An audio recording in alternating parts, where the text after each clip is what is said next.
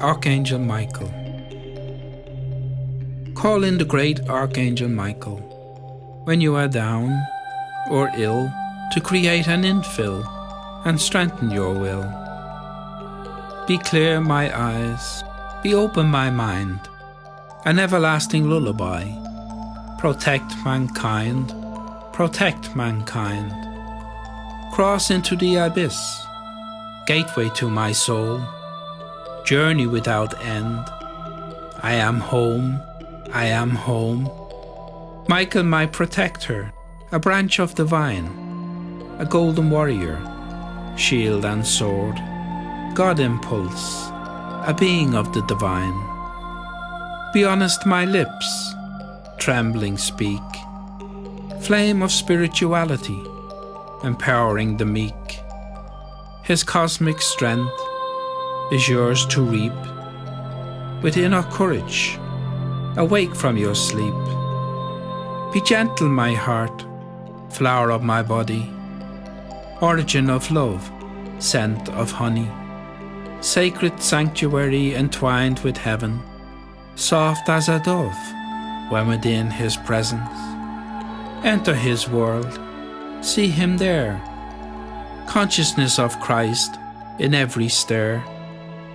Forgive my anger, be still my hate, begone my depression, no more to dominate. Michael my protector, my humanity I plead, a stairway into the realms of the higher beings. Michael my protector, watching over me, cut the cords of suffering, set me free, set me free.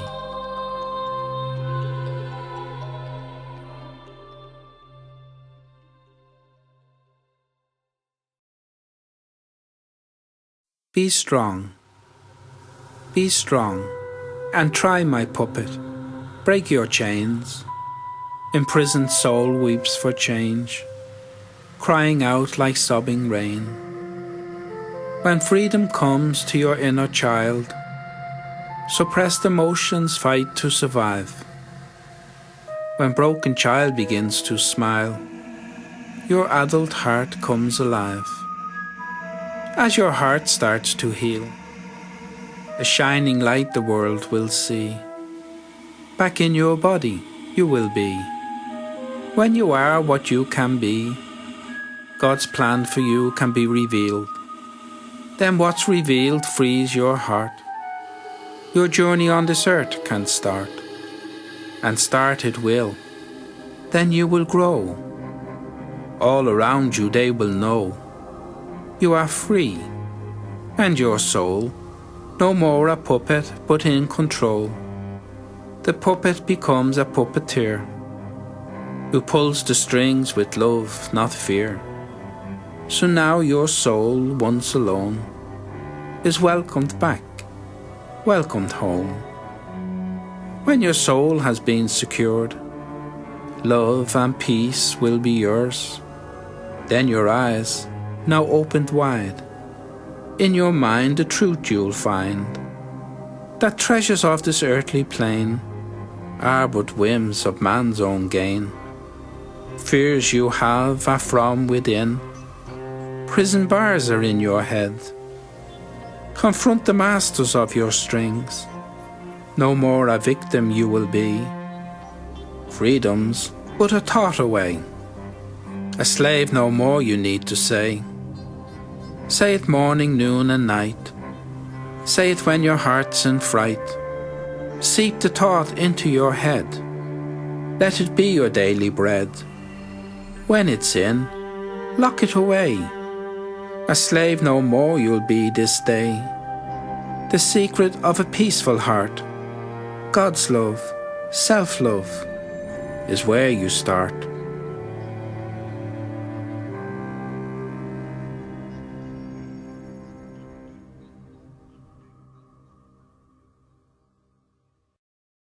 Moment to spare. The death of my father. I have heard this said many times. Do you have a moment to spare? And before you can react to that request, the moment requested was born came into awareness and was gone. As each moment arrives into consciousness, it leaves consciousness. Even to say, live in the moment is an illusion, for that would imply there was a space between moments, a nothingness, where the mind does not exist. Where does the mind go outside the moment? Where can it go? It is trapped in the continuum of thought, as we are trapped by the limitations of our physical bodies. We can travel to galaxies not yet discovered through our imagination or through visualization, be it to worlds long past or worlds not yet created. Our spaceship can only be the mind. I was watching the breath leave my father. When it stopped, he stopped. One moment, he was there. The next moment, he was gone. Death came to him between breaths and took him from us. How quickly we live or we die. One moment, hope. The next, despair. One moment, he is with us in life, struggling for breath.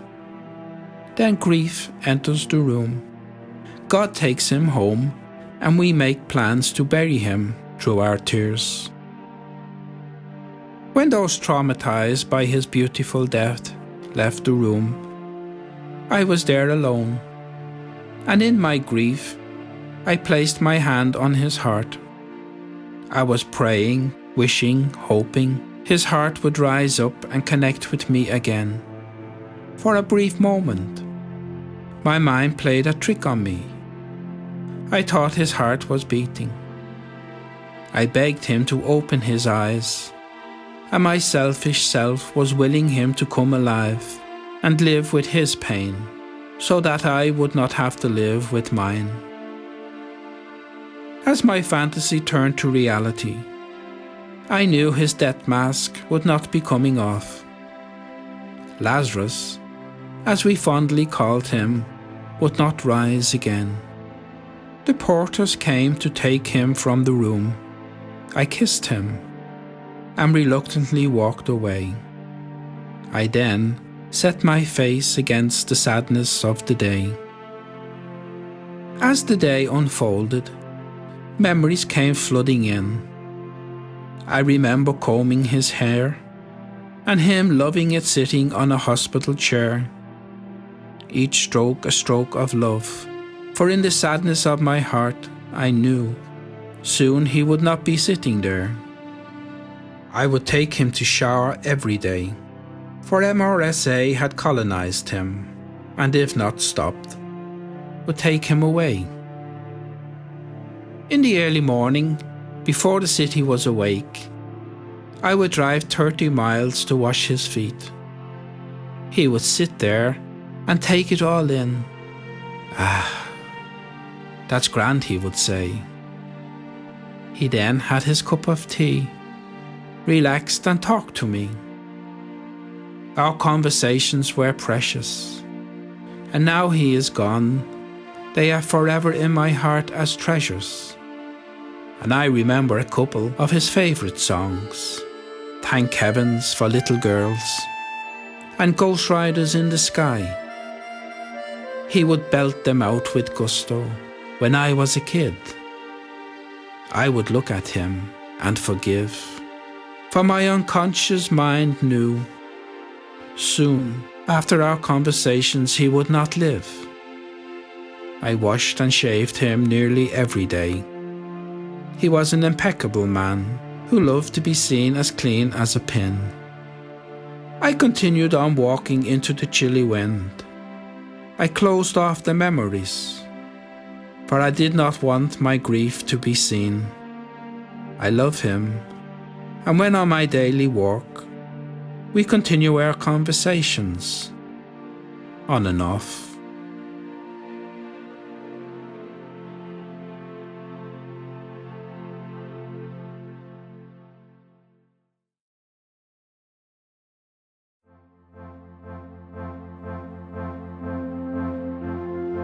By soldier, immortalized on a wall, Unitarian Church, St. Stephen's Green, Dublin.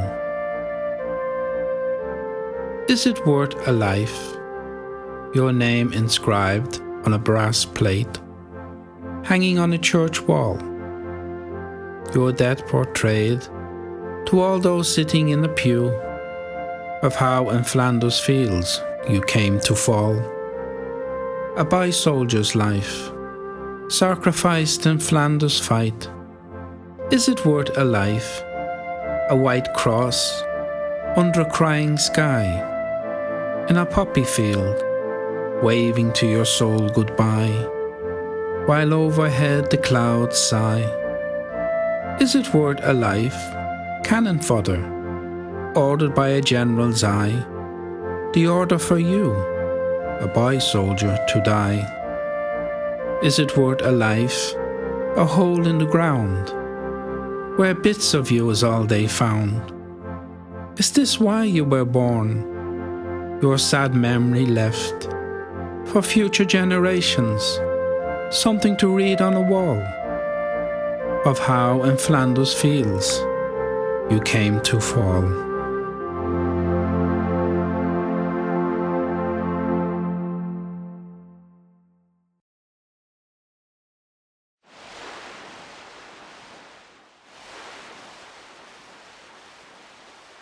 Down by the sea.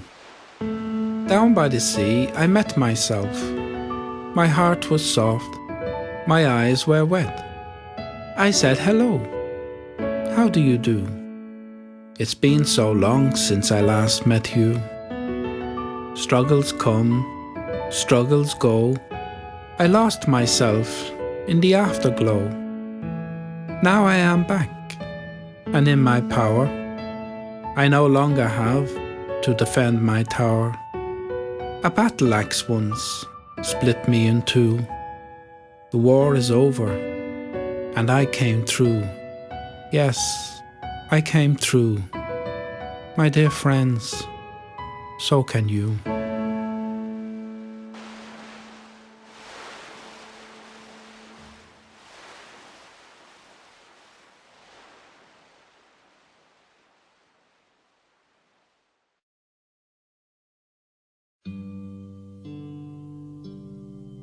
Jane and John Doe. He sits at his computer, night into day, spinning his web, trapping his prey. You make a vibration, your name hits his screen, a lonely heart seeking another lonely being. You ask a few questions, you are honest and true. He sounds like he could be compatible to you. You sit at your computer, your heart misses a beat. He ticks all your boxes. Maybe you'll meet. The conversation deepens. You reveal some more. He smiles, for he now has a foot in the door. You are cautious. You have been here before. You remember the pain when your heart hit the floor. There is a need in you, a fix you must meet. You decide to give John Doe a break. You meet for a date at a place that's discreet. Your expectations increase from the scent of the chase. He looks okay, he has a nice face. He treats you like royalty, fresh from cyberspace. He makes you feel special, that's what you miss. Your self-worth explores the possibility of a kiss. You pour out your heart, you are honest and true. This John Doe seems to be relating to you, yet he tells you nothing, just the usual tripe, from a broken man riding a broken down bike.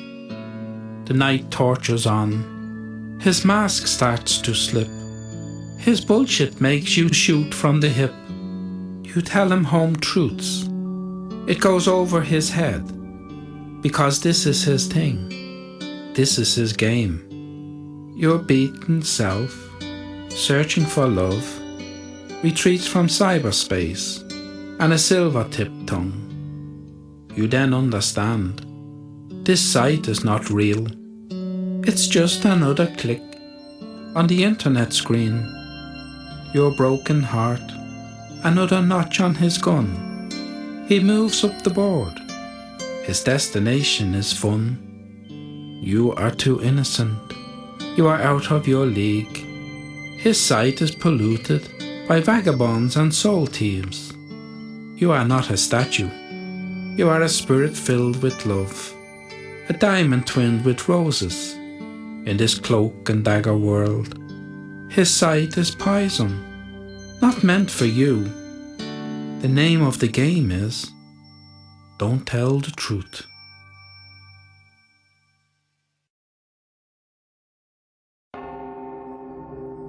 Suicide. A rumour spread like wildfire around the factory floor. Men who heard it blessed themselves, then cried through every pore.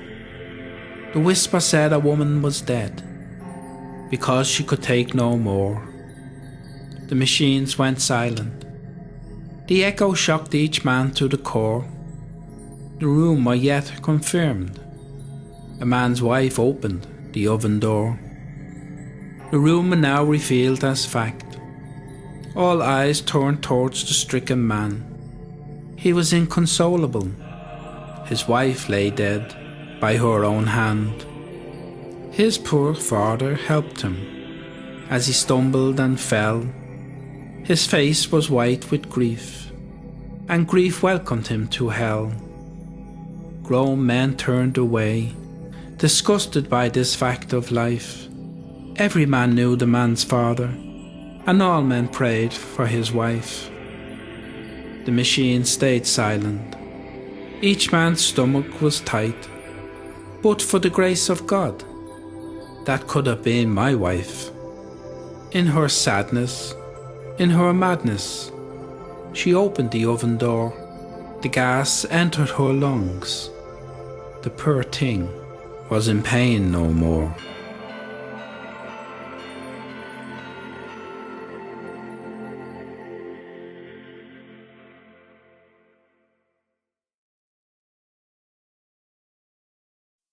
The bitter and the sweet.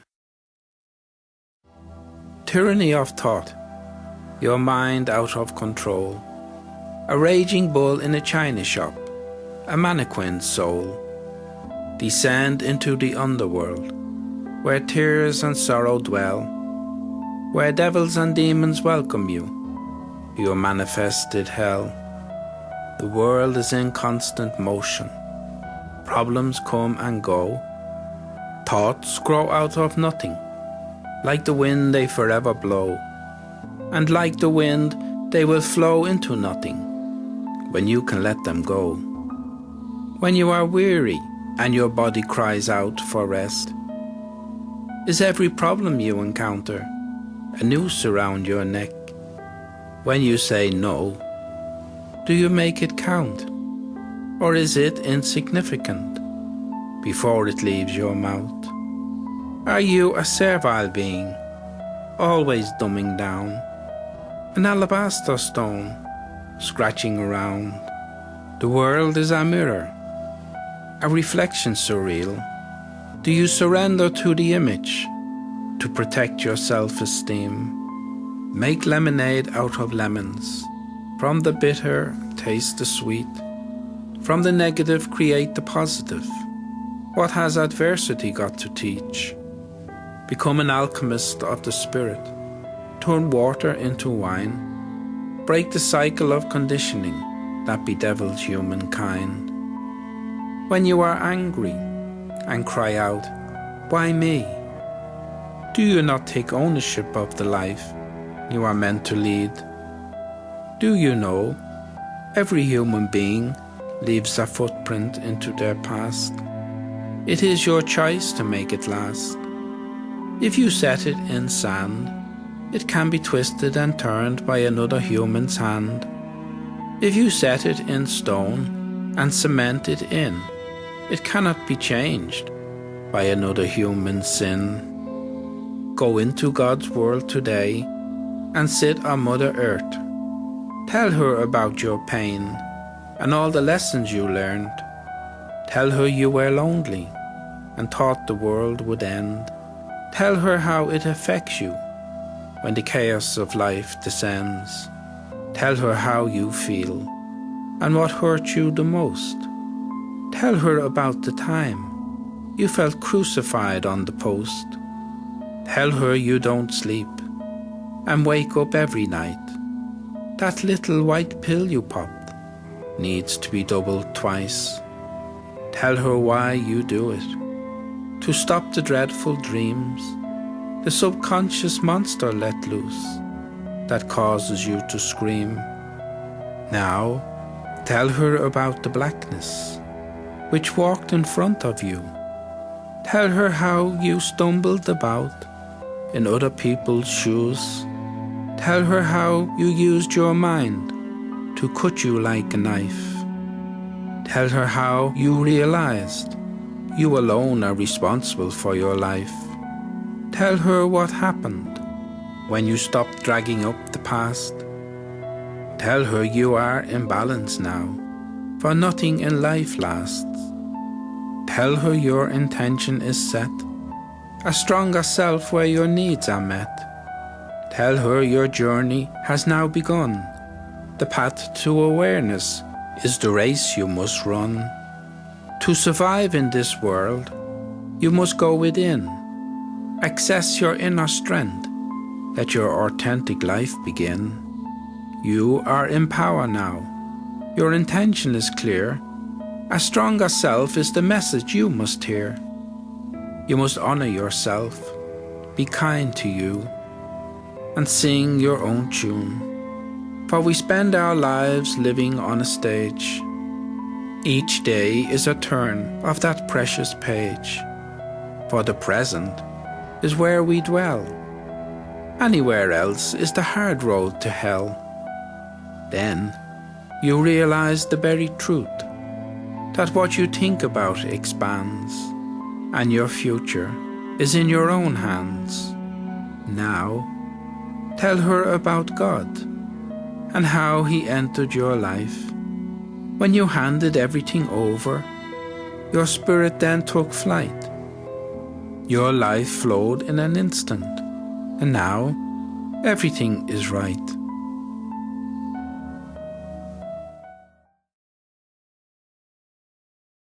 The Crossroads.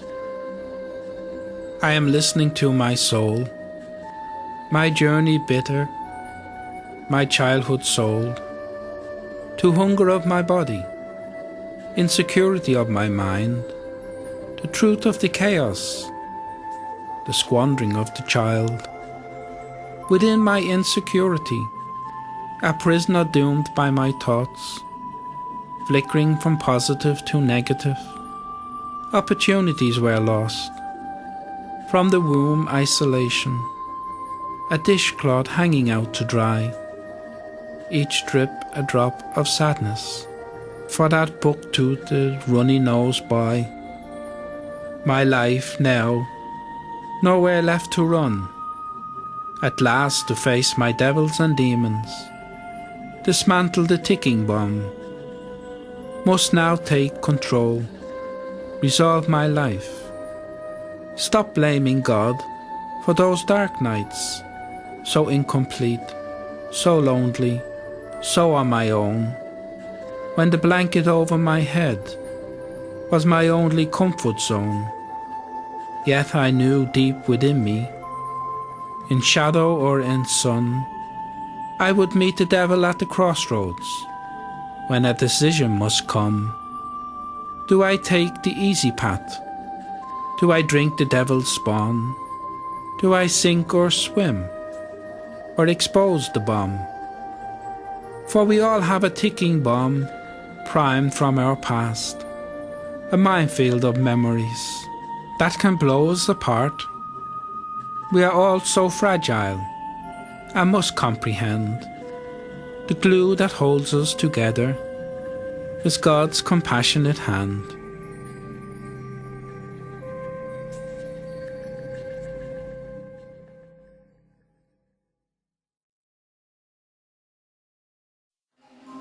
The Devil and the Lamb. Innocent, without blame, reward, pain. Emotional being, dead still. Whimpering tree, innocent, the lion's kill. Fist of anger, hand of sweets, motive from the gutter. Voice of the meek, cowering child, bully's release. Hungry for love, thirsty for peace. Fluttering dove, bird on one leg. Smell the dirty smell. Violated, tossed into hell. Worm in the earth, the man, the broken truth. The lamb, the devil's hand. The child, the blanket, the damned. Slave of circumstances. Did what the devil commanded. Knees sore, scrubbing floors. Darkness down the long hall. Danger through the door. The child, the bed, the sky. Innocent, with her tear falling from his eye. The hurt no more. The lamb, the latch, escaped through the devil's door. Never went back. Pain no more.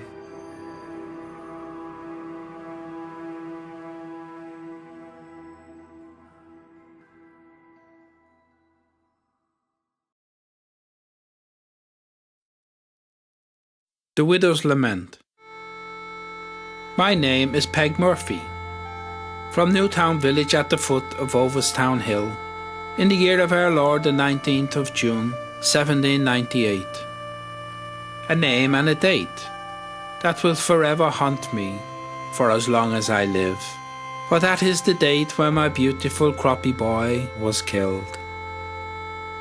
On the night before the battle, the banshees wailed through the trees, with leaves that hung like tears, and I, a widow woman, shook with fear. For I knew death was marching hard to crush the rebellion, and was near. I was tossing and turning, and from my bed I fell on my knees, pleading with God through this dark night to give me some ease. I am a mother like any other. My stomach was tight. My croppy boy was in a hawthorn ditch in the middle of the night, with other rebels searching for his pike. I awoke at dawn. Robins were singing a lament that I must stay strong. I pulled back the bolt on my ramshackle shack. My hand hesitated, for deep within my heart I knew my croppy boy would not be coming back. I am at the half door waving my son goodbye. The floodgates open. I cry. My croppy boy is off to fight the redcoats on Ovidstown Hill, and all I have to give him is an egg, a handful of barley that I stole from our pig's swill. Jesus Christ, the sorrow I feel, the hurt, the debilitating fear, for I now hear the drums of death. The redcoats are near, marching through Kilcock Square with ropes, musket and shot. The ropes are for the rebels' necks, which when they capture them, they will stretch, a sight for other rebels, never to forget. Oh, I remember when he was born, my croppy boy. My heart danced with a rainbow from the beauty of it all. My son Sean was going to war, for he knew it was wrong to live as a slave before he went to his grave, and never to touch the margins of the sun, or be free to run. There was a long shadow on my brow when my croppy boy's foot left the plough. I wanted to chase after him and drag him home now. As I looked at him, a rebel in rags, he was so proud and glad that he was standing up for Ireland's cause, and would make his mark no matter the cost.